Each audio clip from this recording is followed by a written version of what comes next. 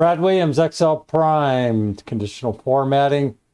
Show cells with matching month and year.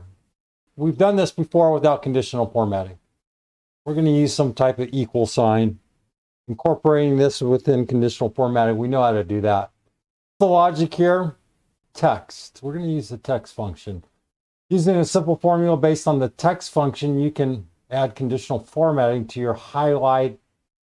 For instance, if you have dates in the list B6 to G15 and you want to highlight dates that have the same month and year, pick the list, build a conditional formatting rule, and then insert a text. The logic. Text B6. So what are we asking? Well, we're looking here in B6. This is where we start. We know formatting, if we use myyyy, what does that tell us? We're going to switch this over to month, year, year. If we do that, and then we hit equals text, date, all we're going to do is tell date 745 to convert it over to month, year, year.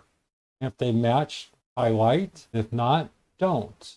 That's it. Don't overthink this in terms of integrating.